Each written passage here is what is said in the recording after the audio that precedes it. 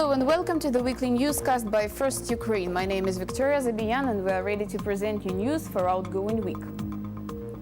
Dutch citizens are against association between Ukraine and the EU. According to previous results of referendum which took place on 6th of April, 61% of citizens do not support the ratification of association agreement. In common, more than 32% of voters took part in voting. According to exit polls, only 22% support association. In the capital, majority of voters support agreement, but at the same time, inhabitants of two biggest cities, Rotterdam and Hague, are against it. Also, official results will be announced only in 1 week. World leaders are actively expressing their opinion concerning referendum in Netherlands.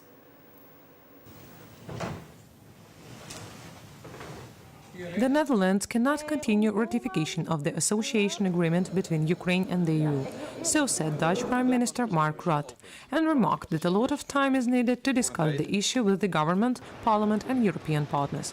Meanwhile, Lithuanian President Dalia Grybauskaitė said that the results of the referendum should not be an obstacle to European choice of Ukraine. We heard about the results of the Netherlands referendum.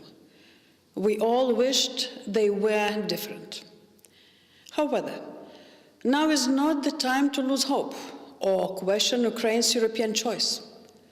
No one can stand in the way of Ukraine's path to Europe, because Ukraine has always been in Europe and will always stay in Europe. The real goal of the organizers of the referendum in the Netherlands is to undermine the unity of Europe and prevent the spread of European values, so said the President of Ukraine. Meanwhile, Petro Poroshenko said the choice of the Dutch people will not become an obstacle to the European way of Ukraine, and also thanked to everyone who supported our country. I thank everyone who voted for, and that is hundreds of thousands of supporters of Ukraine. I thank all those who participated in the promotion of Ukraine in the Netherlands, and that is politicians and volunteers, stars of sports and culture. Under the Constitution of the Netherlands, the referendum is advisory and its results are not binding. Therefore, according to Member European Parliament Jacek Saryusz-Wolski, the Dutch government can ignore the opinion of its citizens. But the Minister of Foreign Affairs of the Netherlands said that the ratification of the EU-Ukraine Association Agreement will have to be postponed. It will be re-reviewed by the country's parliament. The official results of the referendum election board will publish on 12th of April, and consultation of the results of the referendum the government will hold already this Friday. Today our guest in the studio, Maria Zolkina, political expert, political analyst of Ilko Kucherev Democratic Initiatives Foundation. Nice to meet you here. Thank you for the invitation. And can we say that hopes of Ukraine to become a member of European community were broken because of the results of referendum in Netherlands? Of course not, because first of all, association agreement is not the agreement which actually leads to the membership, and it was one of the myths which was used by Eurosceptics in Holland, that it is the first step towards the membership, but it is not actually de jure and de facto. There is no direct line between actually association agreement and membership. That is why we can say that association agreement was perceived by Holland voters according to some stereotypes or myths which were actually exaggerated by Eurosceptics in Holland. And in this way, a lot of people who voted against this association agreement, they voted not against actually transformation of Ukraine or closer relations with Ukraine, but against the system, how decisions are made actually on the supranational level according to the system of relations between supranational and national level of authorities, and that is why association agreement and this result is not actually doesn't mean that Euro integration of our state will be stopped actually, and the implementation of association agreement also will not be stopped. Even if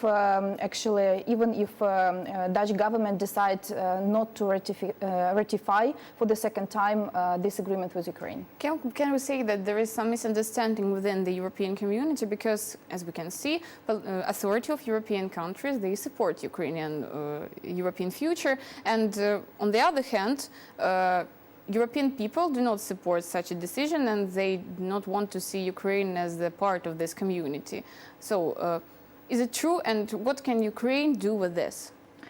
Of course, there will be some consequences for Ukraine, but I would like to underline the issue that nobody actually had the concrete receipt what to do with Dutch referendum, neither in Holland nor in European community in general. And European Commission, European Parliament, and other EU institutions, they actually did not intervene and interfere into this discussion before the referendum. So there was not Plan B or Plan C, and the European community as a single actor was just waiting for the results in order to find out after the referendum what to do with these results. And as of now, we have a rather difficult situation because on the one hand, this is not the issue which lays just in bilateral area of Ukraine-EU relations, but on the other hand, this is actually the challenge for the European Union, because if Dutch government denies to and Dutch Parliament denies to ratify the association agreement for the second time, because they have already ratified it last year, if they deny, it means that the European community will not be able to follow this national decision of Netherlands government and Netherlands actually Parliament, because association agreement is the agreement which is signed by Ukraine on the one hand and by the European Union as a single actor of foreign policy on the other hand. And this national decision of Dutch people will not stop implementation of association agreement. The most optimal way, I would say, or the most probable way which will be found by authorities on supranational level means that Netherlands can be excluded from the participants or from the list of countries which will implement all the association agreement. It means that some of the provisions of the association agreement will not be implemented by Netherlands on bilateral actually basis as implemented by Netherlands as by national state. But on the other hand, the main part of the agreement, which is economic part, the hugest part of the agreement will be implemented anyway, because as far as Netherlands are as a member of the European Union, they have already transformed or transferred the part of their sovereignty to the supranational institutions. And it means that, for example, economic policy, external economic policy of the European Union is the competency of the European Union institutions. And in this way, Netherlands will not be able to influence implementation of agreement in general. They will be find some solutions by specialists in acquis communautaire, actually. You said a lot about the perspectives of European community in this case, but it is a little bit unclear for Ukraine what to do next after the failing this referendum. So. The main and the most important conclusion that Ukraine should make after these results will be officially proclaimed, actually declared, this is the conclusion that we have to work not only with European Union institutions, not only to have fruitful dialogue and concrete dialogue, direct dialogue, for example, with the European Commission or with the European Parliament, but with national level as well. Because, for example, visa liberalization plan, which is also fulfilled by Ukrainian side, by Ukrainian state, this is a different story from association agreement, but nevertheless, some aspects of ratification of this decision to implement visa-free regime for Ukraine, it will also depend on decision of national authorities, for example, of ministers of interior, which will have their council in June, and it will be the decision of national actually level how to vote in favor or against actually the visa-free regime with Ukraine. It means that Ukraine should follow these results not by being outside of different levels of dialogue, but with European Union institutions or with national level, but to be more involved in communicating with national authorities and to conduct some kind of informational campaign among member states as well, what Ukraine is, and to communicate in a more fruitful way with the actually societies, because this referendum has has discovered one problem, that there can be different positions between what people think about Ukraine or what people know about Ukraine, and these results of referendum shows that people might know not much about Ukraine and might not understand the significance of association agreement, for example, because if we will remind ourselves what were the motives of people who were going to vote against ratification of association agreement, their motives were rather simple, but they were not logic to 100%. For example, Ukraine is a country with a high level of corruption, but association agreement is the most important and actually the most influential instrument which European Union may ever have towards Ukraine in order to change the situation, in order to have transparent institutions, in order to demand from Ukrainian authorities to fight corruption, to have anti-corruption institutions very actively functioning. And it means that people did not rely on the rational factors while choosing yes or no during the referendum, but they were directed, or they were making their decision according to some irrational or motives or myths actually about the association agreement. I see. And now we're going to discuss the other part of this question. Actually, the kind of dialogue that Ukrainian civil society is trying to establish with Dutch citizens and Dutch authority. And how about Ukrainians appeal to Dutch? Kiev students encouraged to vote in favor at the referendum. Young people holding hands of each other moved from the embassy of Netherlands to the central street of the city as a symbol of Ukraine and Europe unity. Our journalists saw how it was. Human chain started from Embassy of Netherlands in Kiev. One by one, students of National Aviation University aligned there. They say that they already made video message to Dutch and now they want to organize the action together with other universities. We want to show Dutch people our will to become a part of European community. That is why we are here. We want to show the wave of unity from Ukraine to Europe. Lecturers and professors also have come to support their students. Tatiana Sherbatyuk is Associated Professor of Media Security Department. She says that Dutch citizens have reasons to perceive association agreement between Ukraine and EU ambiguously. Not every state will accept the country which is in state of war because this is the aggression, and they are neutral people and they do not want this aggression. And all the more so, they understand that if we become a member of EU, their sons will have to defend territory of European Union. 3,000 students gathered at the action. Altogether, they moved to European Square in Kiev.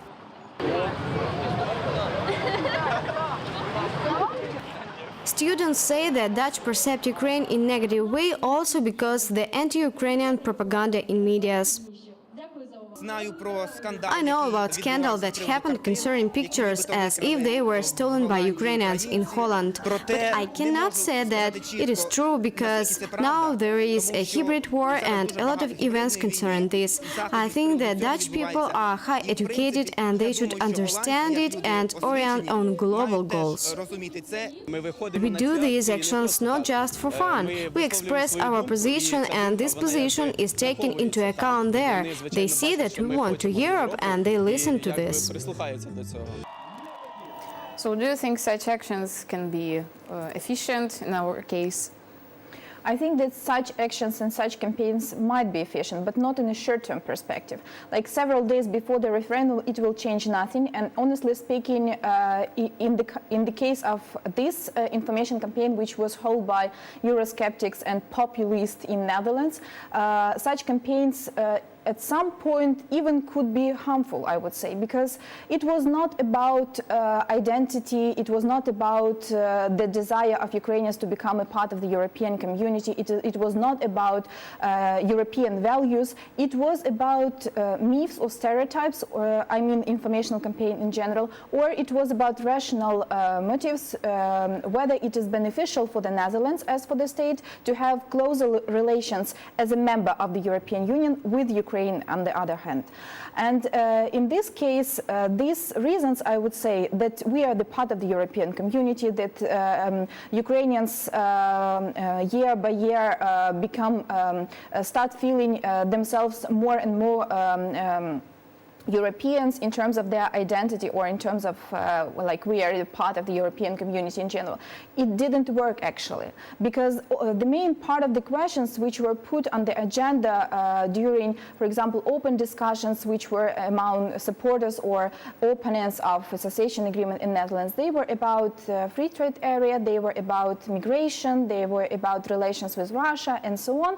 And all these issues, they actually were out of framework of just association agreement. They were about perception of Dutch people, how do you how you look like as a single actor, whether a national parliament or national government could influence those decisions which are taken by supranational institutions. And that is why I think that the main point, which the main conclusion actually, that the European Union as an actor of policy making should do in this case, is that Eurosceptics and populists will have arguments to criticize the European Union in any case actually now, because if the Dutch government denies to ratify the association agreement, but association agreement will be still in force, it means that Eurosceptics and populists which organize this referendum in Netherlands or their partners in other countries, they will say, look, Dutch people have said their word, they have denied the idea to have association agreement with Ukraine, but anyway this association agreement is still in force, so we can't influence the supranational level. So Euroscepticism is a little bit different story, which is a common problem, a common challenge for the European Union, not a huge one, but this is the problem now, because the European community have to find the proper answer in order not to give more arguments to populists and Eurosceptics within the European Union and within Netherlands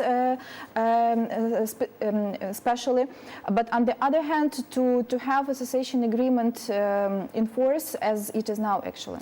So and now I suggest you to come back to a referendum exactly, and we have an interesting video. Do Dutch citizens know where Ukraine is located? Such experiment was provided by journalists of one of Dutch digital newspapers. Not all of voters who defined the destiny of Ukraine as associative member could find the state on the map. In the video, we can see that journalists ask voters to show Ukraine. People are looking for Ukraine, they are not sure, and in most cases they confuse with it and confuse it with other states. Dit is Turkije. Dit is Turkije, ja, sorry. Ja. Ja, ik zat het verkeerd. Ja. Dit is Turkije, natuurlijk. Nog Italië, So how can you comment this video and whether it testifies that Ukraine does not work enough on national level with Dutch people exactly? Yes, this is one of the lessons we should draw from this experience, is that we have to work harder on promoting our country and promoting what is going on here, because Ukraine has made rather significant steps forward, reforms, for example, during last 2 years. Maybe not enough, maybe not such quickly as we would like to see those reforms are happening in Ukraine, but nevertheless we have rather good and rather speed of changes within Ukraine. And I think that for the transformation process, even in Poland or in Slovakia or in other countries from Central and Eastern Europe, which are already members of the European Union, none of that countries have shown such have met such difficult situation in terms of conflict with the neighboring country, annexation of part of our territory, and at the same time willing to implement its policy of European integration or Euro-Atlantic integration. So we have different situations from what even CE countries have had in 90s, for example. And it means that we have lack of information situation in countries which are in the west of Europe. They don't know, people don't know what is going on here. They don't know a lot and enough about the current conflict between Ukraine and Russia, and that is why some pro-Russian speakers or pro-Russian populist messages, they can find supporters within Dutch society or any other society, even Germany or French society.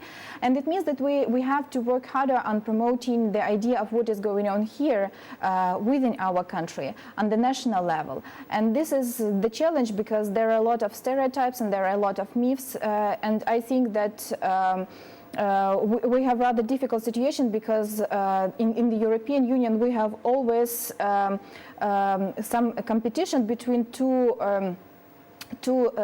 lines of policy or two sectors of integration process, like deepening to make the integration deeper within the current format, within the current number of with the current number of member states, or make it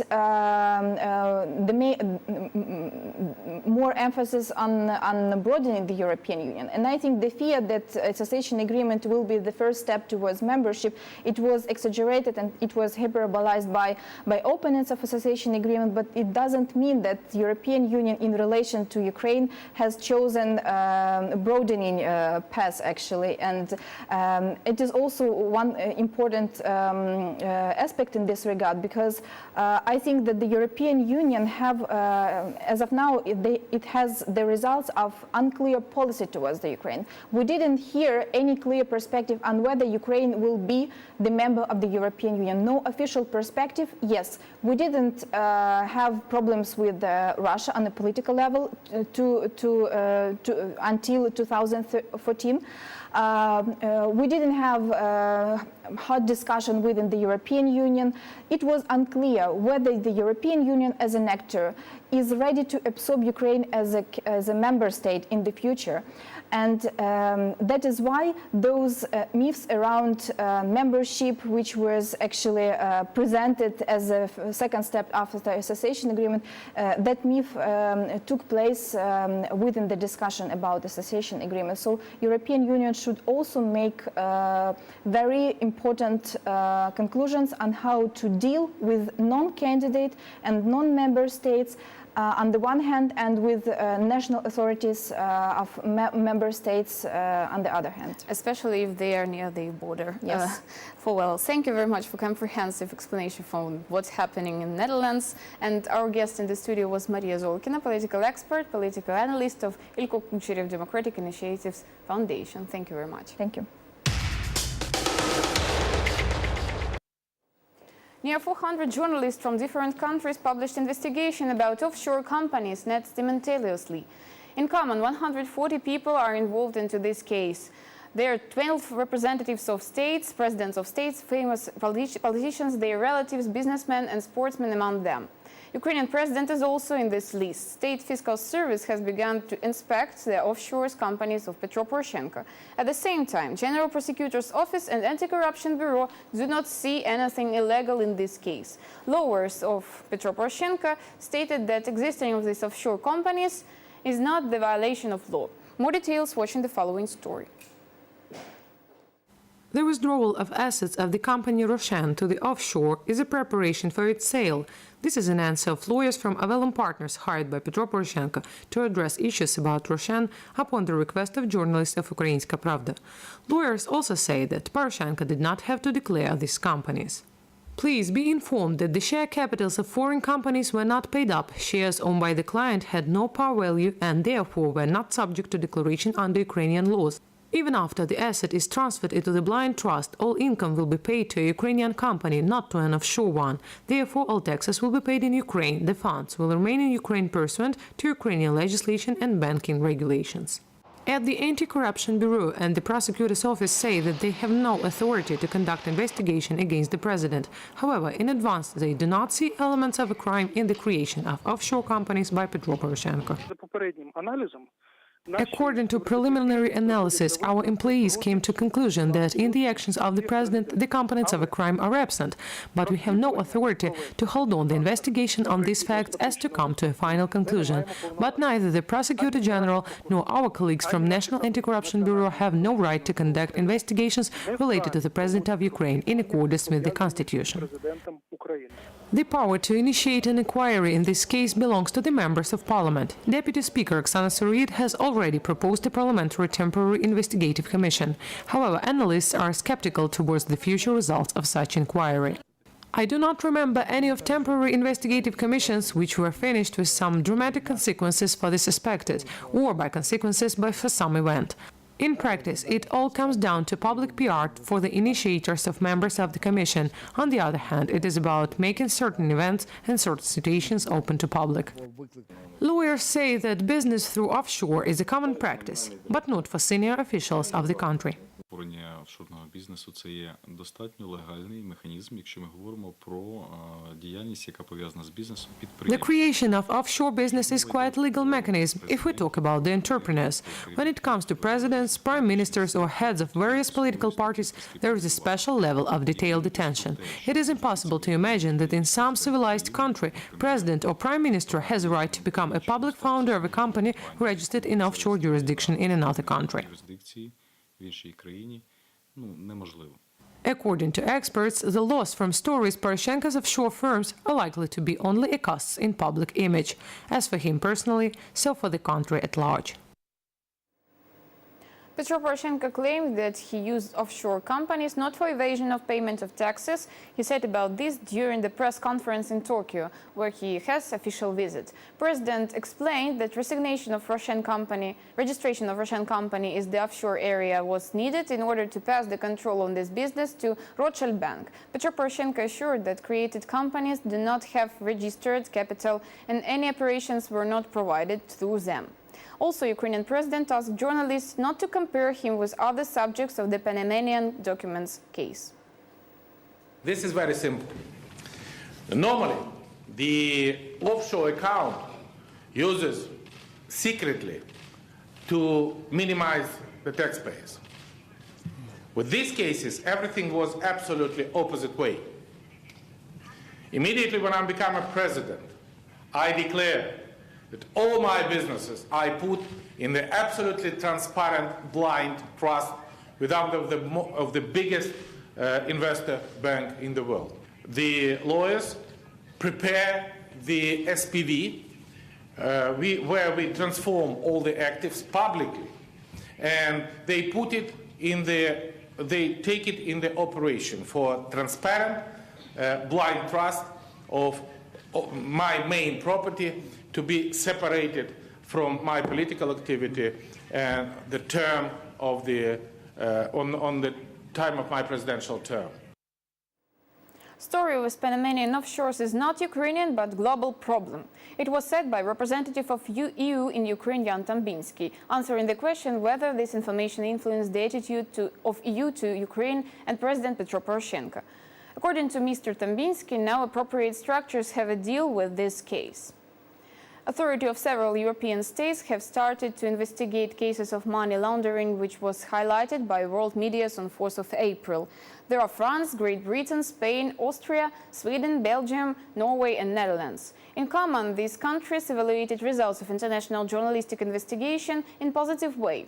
In Russia, it was called as an attack personally on President Vladimir Putin. Press secretary of Russian president said that this case was provoked by US special services. 72 current and former heads of states, beside them relatives of prominent politicians, businessmen and sports stars. All are listed clients at Panamanian law firm Mossack Fonseca. It helped to establish companies in the offshore through which then many of them laundered money or hidden income. 11.5 million of corresponding documents were published by International Consortium of Investigative Journalists. A huge industry here that we're looking at. And I think that's probably one of the big takeouts from this is the size of this industry and the amount of money that flows through it. In the scheme of money laundering also appears the close aides of Russian President Vladimir Putin. In particular, the companies at which funds were transferred belong to the cellist Sergei Roldugin, a childhood friend of Putin and the godfather of one of Putin's daughters. It is reported that one of Roldugin's companies received from Russian Commercial Bank of Cyprus several loans amounting $600 million. During this period, it was owned by Russian bank VTB. A spokesman for the Russian President Dmitry Peskov addressed the publication as an information attack on Putin and his entourage. The leak is designed for internal audiences on the background of preparations for the parliamentary as well as presidential elections in prospect. Meanwhile, in Australia, the last day broke 800 new cases of tax evasion. We've got some $400 million in revenues over the last few years that we've been able to get from acting on sources and information that's come through to the ATO. We've got tax treaty swap agreements on information with over 100 countries to crack down on these sorts of things. The Prime Minister of Iceland, Sigmundur Gunnlaugsson, has run away from reporters when he was asked about his tax evasion. What are you trying to do? It is completely inappropriate. Co-founder of Panamanian company Ramon Fonseca says that his firm did nothing illegal, and journalist investigation he calls a violation of human rights of privacy. He said that, open quote, "They hacked our servers and in such a way received documents. We had all fixed now, but it was hacked. All those people who are listed in the documents are not our customers. They are customers of banking intermediaries who buy our stock companies and then sold them. And who knows for what these people then were using them." End quote. Offshore areas attract business for two major features. The first is a low or even zero tax on financial operations. Therefore, funds are transferred to the accounts of such companies without taxation. And second is banking secrecy and indifference of local authorities to business owners and their areas of activity. Nevertheless, it makes possible to launder bribes or illegal money received in some other way. These rules also allow to conduct business in circumvention of international sanctions, because no one can track neither the owner of the funds nor the recipient or destination. However, through companies in offshore areas, a completely legal activity can be maintained. Resignations and investigations after the publishing of Panamanian documents went over the world.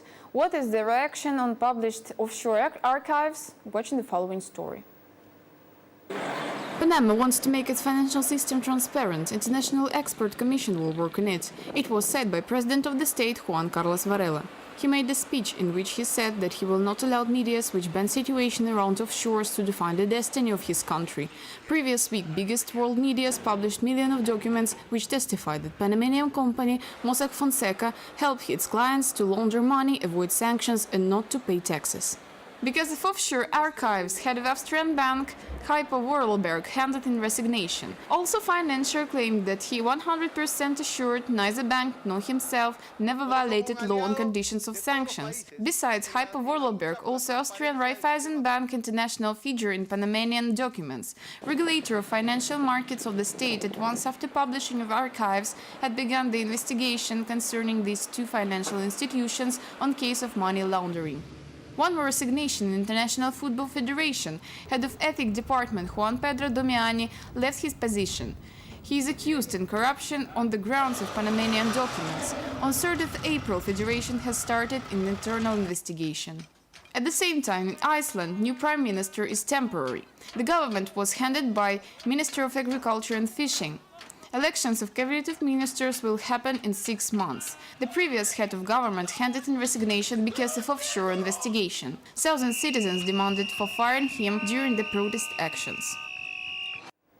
How Europe and Turkey are trying to overcome refugee crisis together, what are the results of escalation of conflict in Nagorno-Karabakh, and other international news. Watch the following story by our journalists. Conflict in Nagorno-Karabakh took place. Azerbaijan and Armenia came to agreement on 5th of April. Diplomats from France, Russia and United States are planning to hold a meeting in Vienna. They will talk about the escalating conflict in the region. The Organization for Security and Cooperation in Europe will take place in this meeting too. Peak of fighting came at least weekend. With still situation in the region is tainted. Both sides, Armenian and Azerbaijan, accused each other in attacks with using of heavy weapons. There are victims of both sides. There are militaries and civilians. Conflict between Azerbaijan and Armenia because of Nagorno-Karabakh continues since 1988. Then Nagorno-Karabakh autonomous region, populated mostly by Armenians, declared about withdrawing membership of Azerbaijan Soviet Republic.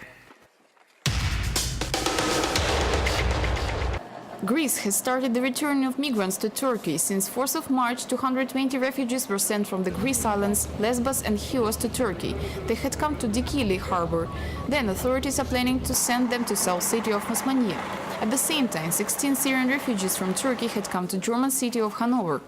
They are escorted by enhanced security and EU representatives. Such immigration streams are provoked by recent EU-Turkish agreements. According to these agreements, all people who had come to Greece from Turkey illegally after 20th of March will be deported back. On its turn, EU will provide financial aid to official Ankara and will accept other refugees from Syria according to law of European states.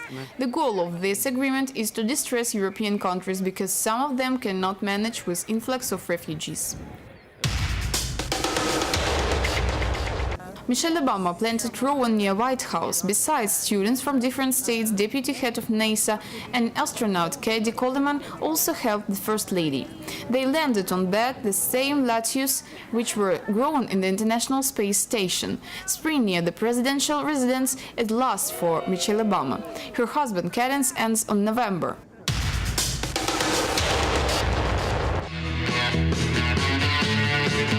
The exhibition dedicated to Rolling Stones takes place in London. Musicians themselves were at the opening ceremony.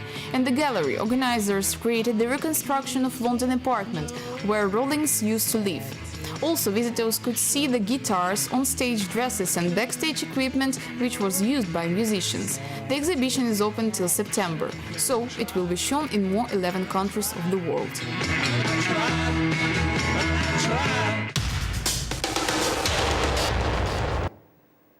Japan will allocate $13.5 million to Ukraine for renewing of Donbass. It was reported by President of Ukraine Petro Poroshenko during his press conference with Prime Minister of Japan. Besides, Shinzo Abe promised more $1 billion and 8,000 million case in progress of Ukrainian reforms. Also, government of Japan will allocate money for building of shelter at the Chernobyl nuclear electric power station. Poroshenko mentioned that Ukraine is the country which gets the biggest part of financial aid from Japan.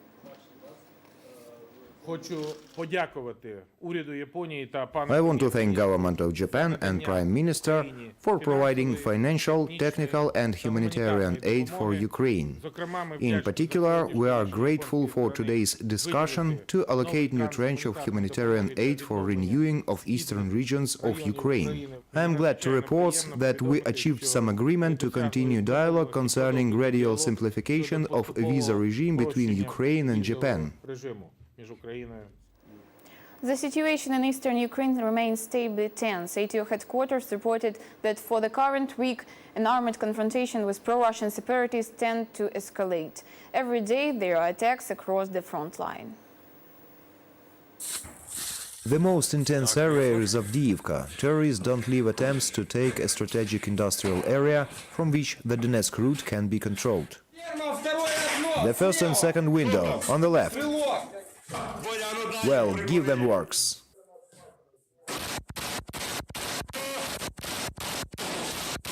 Fighting sustains in the suburbs. Both sides use any possible shelter.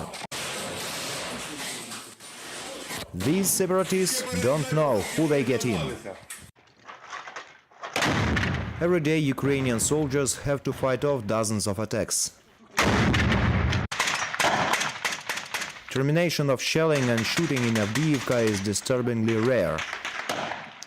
Equally, the day of the so-called truce rarely passes without injured or killed.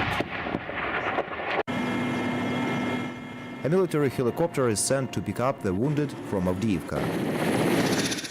Now the aviation in the ATO area is hardly used as separatists received from Russia anti-aircraft crews and facilities. Military doctors who daily send the wounded to the rear area are mobilized from civilian hospitals. We evacuated the soldiers who were injured from the wreckage of mine. In place, they were operated and transported to the hospital. Pisky village also daily suffers from the shell fire. However, civilians remain there. They are mainly the elderly. Mines fly in. Heavy machine gun often works. And sometimes shells blur out. bang. On the wall of some houses, an inscription says, "People live here," but it doesn't say from mines and shells. However, that's signal about the attacks. A dog Nika for a year voluntarily served in the army. When we were in Pavlopol, she heard well the shell attack. Mines and shells are flying and whistling, and dog hear better than humans. She also hears sabotage groups at a distance of 100 meters. She distinguishes outsiders from insiders and gives a signal.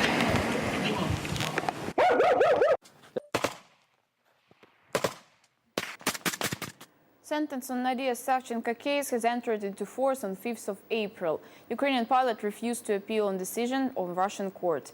Next day, since 6th of April, Nadia Savchenko has started the dry hunger strike.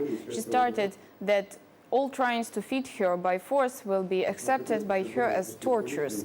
It was written in the letter which was published by her sister Vera Savchenko. Ukrainian doctors and consul were not allowed to Nadia.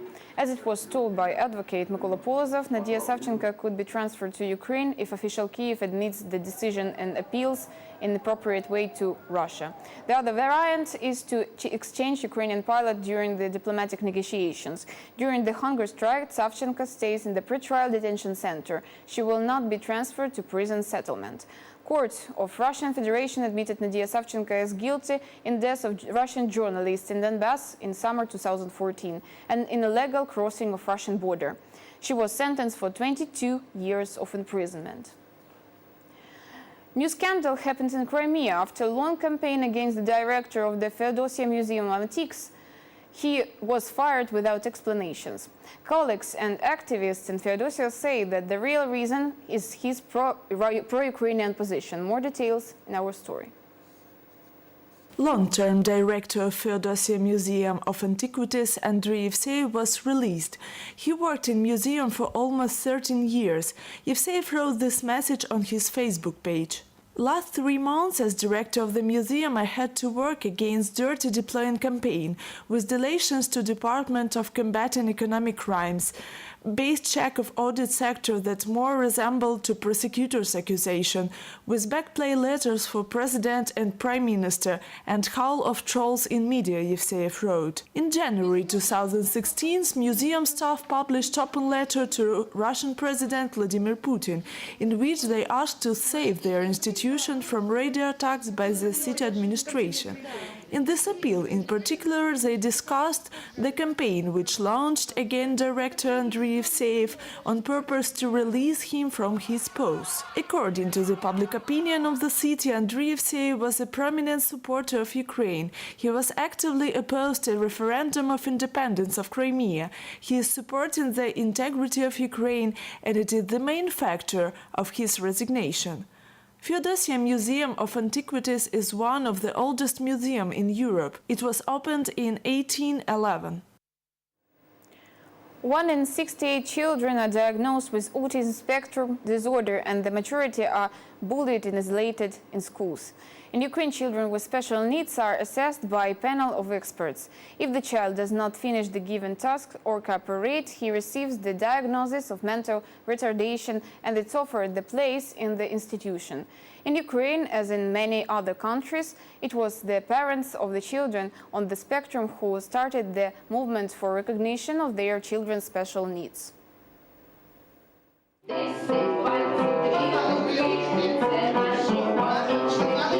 Ludmila says in 4 years her son was diagnosed autism. Also, people with autism have the same human value and human rights as everyone else, their needs in education. When he was 1 year old, he has rapidly lost everything. He said nothing, no sounds, nothing. We have scored the alarm, and we began to see a doctor in Cherkasy and a psychiatrist.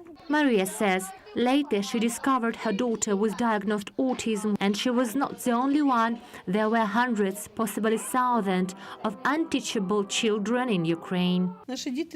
Our kids seem to hang between heaven and earth. Our school is such an alternative institution. We teach not only the child, but also the mother.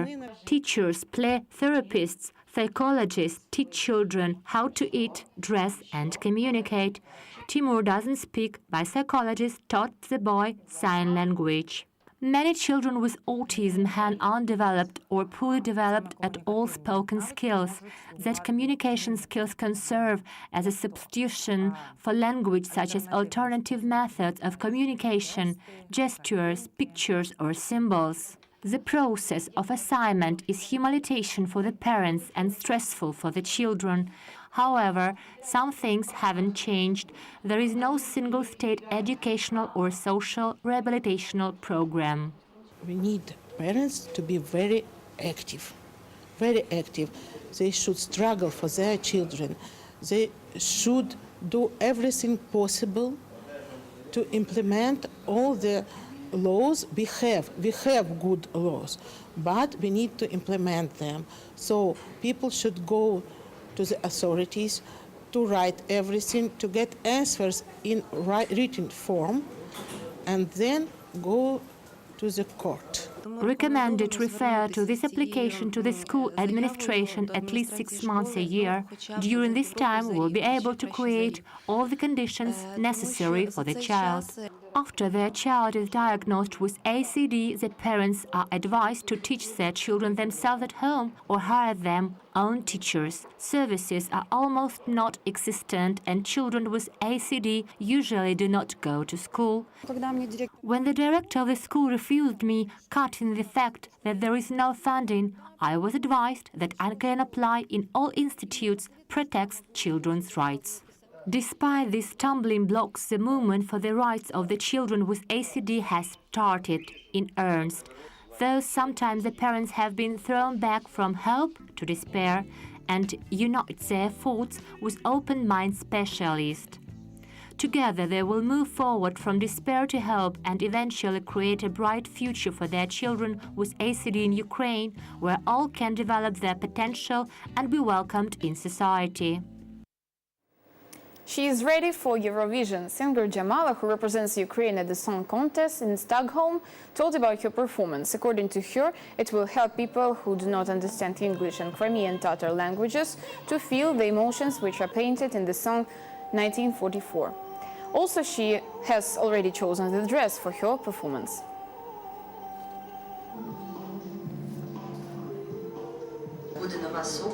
There will be a new dress. Now the contest among Ukrainian designers take place. They send their sketches. Yesterday I have already chosen the design that I like, but designers are continuing to come and we take it into consideration. So it will not be one dress. It could be 3 and 4, which I am going to bring to Stockholm. They are taking into account the stage construction and light. I will understand what dress I should wear. It was weekly newscast by First Ukraine. Victoria Zabiyan was working for you in the studio. Thank you for watching First Ukraine. Goodbye.